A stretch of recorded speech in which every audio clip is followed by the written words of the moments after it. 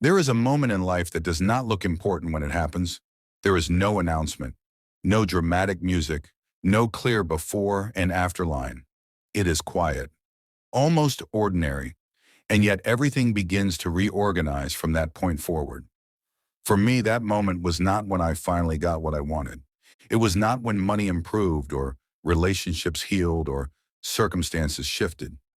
It was the moment I stopped gripping life so tightly. Most people never notice how tense they are inside, how much effort goes into holding things together, holding appearances, holding expectations, holding the idea that if they relax even a little, everything will fall apart. I lived like that for years, always bracing, always preparing, always thinking one step ahead, not out of excitement, but out of fear. Fear of losing, fear of falling behind, fear that if I was not constantly managing life, life would turn against me. I believed that effort was safety, that control was intelligence, that vigilance was responsibility. And yet, no matter how much effort I applied, nothing ever felt secure. Money came and went. Relationships felt uncertain. Peace was conditional. Happiness was fragile. It depended on things going right, and things rarely stayed right for long. What I did not understand at the time was that the problem was not my circumstances. It was my posture toward life. I was meeting everything with tension, and tension does not create flow. It creates resistance. Think about how you hold your body when you are afraid. Shoulders tight, breath shallow, jaw clenched. That is not a body ready to receive. That is a body preparing for impact. And that was the state I was living from, not just physically, but internally. Every thought about money carried urgency. Every relationship carried an undercurrent of proving and protecting. Every desire felt like something just out of reach, something I needed to chase, fix, or earn. There was always a sense that life had not quite arrived yet, that something was missing, that once the numbers changed, once the person stayed, once the future felt more certain, then I could finally relax. But relaxation never came. Because the truth is, if you believe peace lives in the future, you will always be at war in the present. Letting go did not happen because I learned a technique or repeated the right words. It happened because I became exhausted by my own resistance. I got tired of fighting the moment I was in, tired of negotiating with life, tired of trying to control outcomes just to feel safe. And one day, without drama, something softened. I stopped arguing with what was, not because I liked everything, not because I gave up, but because I saw clearly that my inner fight was not helping. I noticed how much tension I carried around money, how my body reacted before my mind even formed a thought. I noticed how relationships felt heavy when they were meant to feel alive. I noticed how often my attention lived in the future, rehearsing problems that had not arrived. And instead of fixing any of it, I let it be seen. That was the beginning. Letting go is not an action. It is the absence of unnecessary force. It is not indifference. It is honesty. It is the willingness to stop tightening around life and see what happens when you loosen your grip. At first, nothing outside changed. And that is where most people misunderstand this process. They expect immediate results. They let go for a moment, then check reality to see if it worked. When nothing looks different, they return to control, worry, effort, and strain. But the shift happens internally long before it appears externally. I began to notice space where there used to be noise, quiet where there used to be urgency, choice where there used to be compulsion. I stopped needing money to define my safety in every moment. I stopped needing relationships to prove my worth. I stopped needing the future to guarantee my peace. And without trying to change anything, my experience of life changed. I made decisions without panic attached to them.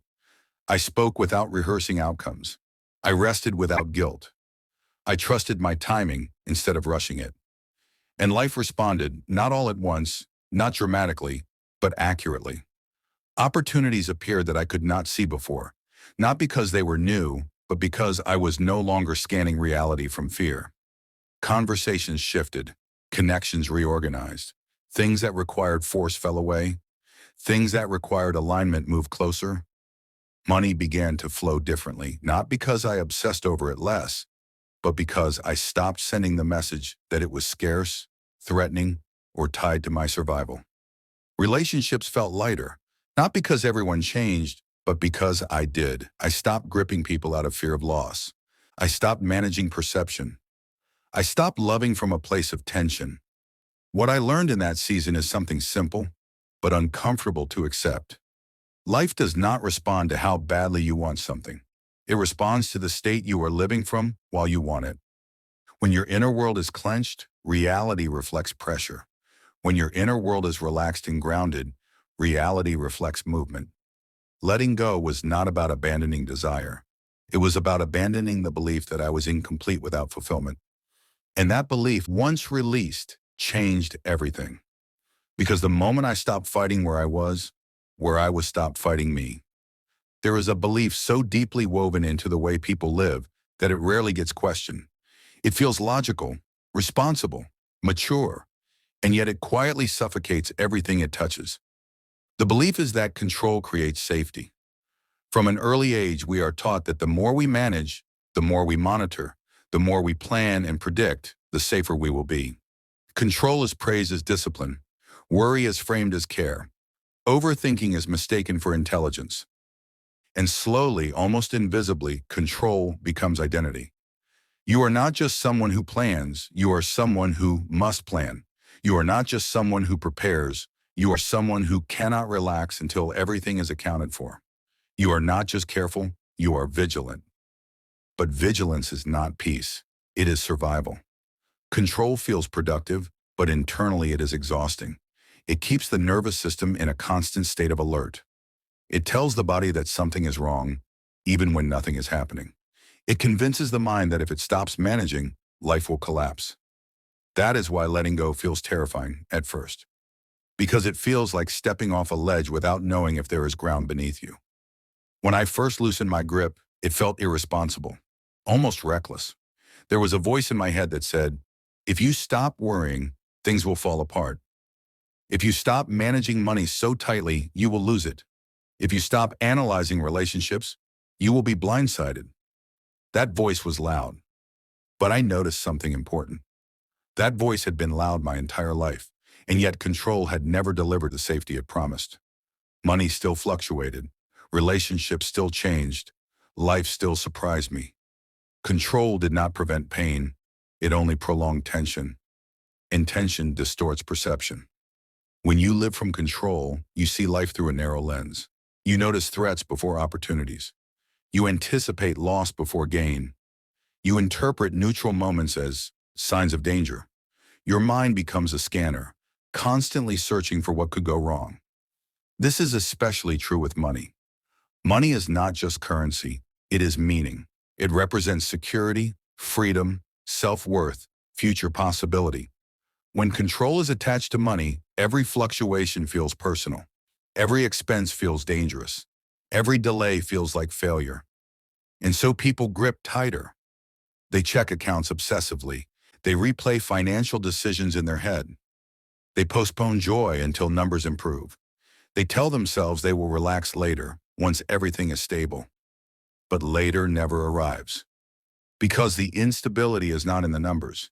It is in the relationship to them. The same pattern shows up in love. When control enters relationships, love turns into monitoring. You watch for tone changes, you analyze response times, you replay conversations, you try to anticipate needs before they are expressed, you manage impressions, you perform stability while feeling anything but. And underneath it all is the same fear.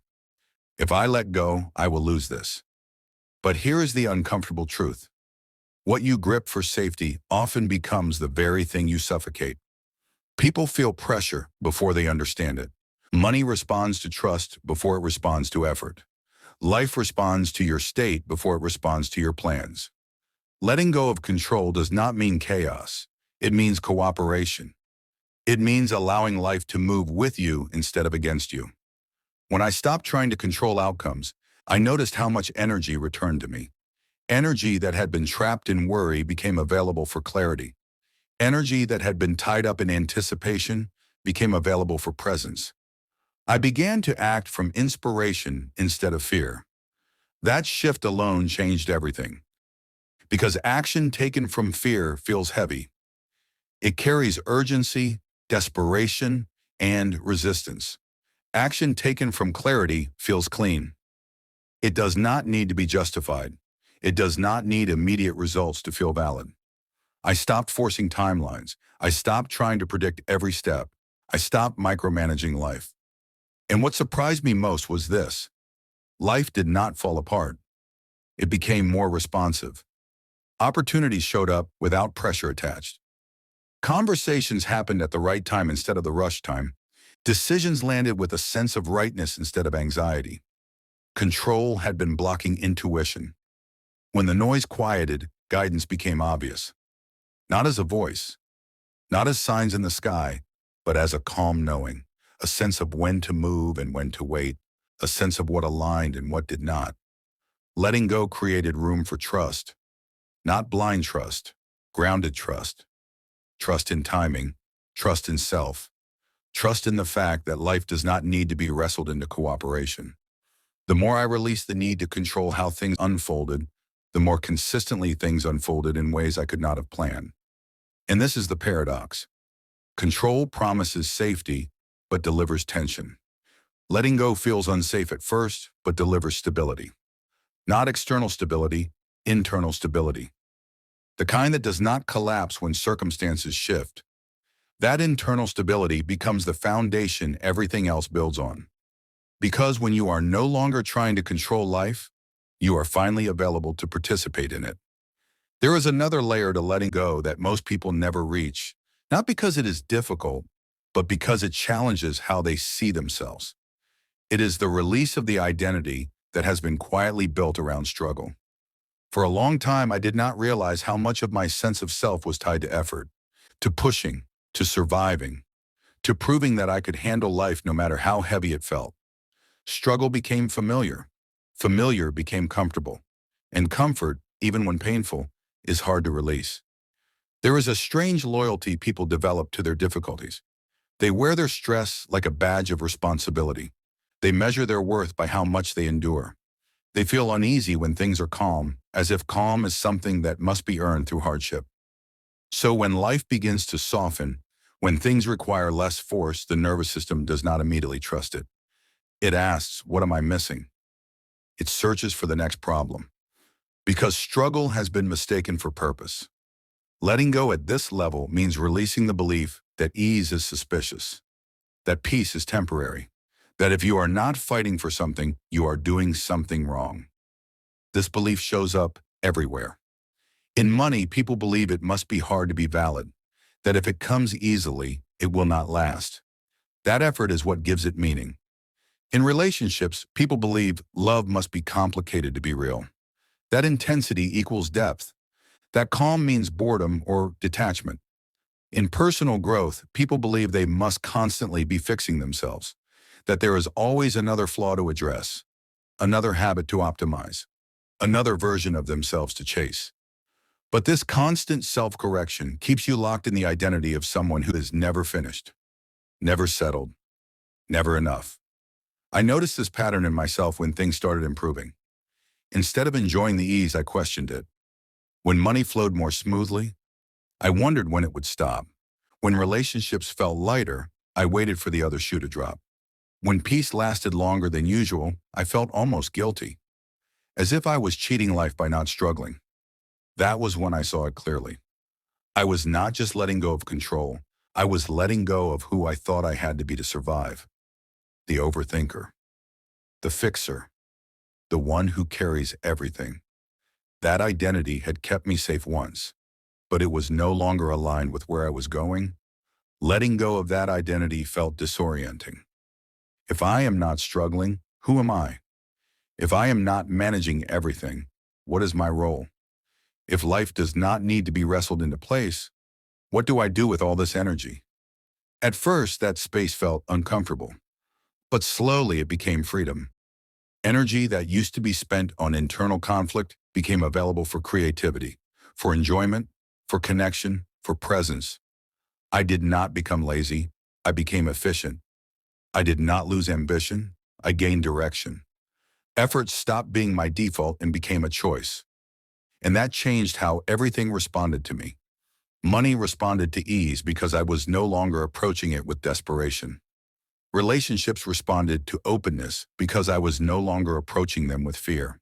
Life responded to trust because I was no longer approaching it with resistance. This is not about pretending struggle does not exist. It is about recognizing when struggle has become an identity rather than a circumstance. When you stop identifying with struggle, you stop recreating it. Not consciously, automatically. Because life reflects not what you say you want, but who you believe you are. When I released the identity of the one who has to fight for everything, I stepped into a different relationship with reality. One where effort was guided instead of forced. One where growth felt natural instead of exhausting. One where I did not need life to prove itself to me before I felt okay. I stopped waiting for permission to be at ease. And that permission was never external. It came from letting go of the belief that struggle was the price of existence. When that belief loosened, life met me differently. Not because I demanded it, but because I was finally available for something else. At some point, letting go stops being something you practice and becomes something you live. It is no longer a decision you remind yourself to make. It becomes the way you meet each moment, open, grounded, unarmed. This is where everything quietly integrates. Because when you are no longer gripping outcomes, no longer controlling timing, no longer identifying with struggle, something fundamental shifts in how life experiences you. You stop chasing alignment and start moving from it. The nervous system learns a new baseline. Calm is no longer temporary. Peace is no longer suspicious. Ease no longer needs justification. And from that place, reality responds with a different texture. Money becomes less emotional. It stops being a measure of worth and starts being a tool. Decisions around it feel clearer because fear is no longer steering the wheel. You act when it makes sense, not when anxiety demands relief. Opportunities feel more obvious, not because there are more of them, but because you are not filtering them through urgency or lack. You recognize what fits. You let go of what does not. There is less second-guessing, less regret, less internal noise. Relationships reflect this shift immediately. When you are no longer seeking security through another person, connection becomes honest. You listen instead of scanning. You speak instead of managing. You allow people to be who they are without needing them to regulate you. Some relationships deepen, others fall away without conflict. Both outcomes feel clean. Love stops feeling like something you have to hold together and starts feeling like something you participate in. And perhaps most importantly, your relationship with yourself changes. You stop treating your inner world like a problem to solve. You stop correcting every emotion. You stop rushing yourself through discomfort. You allow feelings to move instead of trapping them in analysis. This does not make life emotionless. It makes it honest. Challenges still arise. Emotions still fluctuate. Uncertainty still exists. But none of it destabilizes you in the way it once did. Because you are no longer bracing against life. You are moving with it.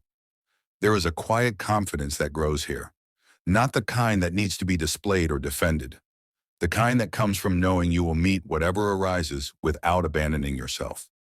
You trust your responses more than you fear outcomes. And that trust changes how outcomes form. Not magically, naturally. When your inner world is settled, your outer world organizes with less resistance. Things happen with less force. Timing aligns without pressure. Solutions appear without panic. This is not about being passive. It is about being present. Action still happens. Effort still exists. But it is no longer fueled by fear of not having enough or not being enough. It is fueled by clarity. And clarity is powerful. Letting go did not give me everything I ever wanted. It gave me something far more stable. A sense of sufficiency before conditions improved. And from that sufficiency, improvement became inevitable. Because when you are no longer chasing life, life has room to move toward you. That is the moment everything changes. Not when you grip harder, but when you finally let go.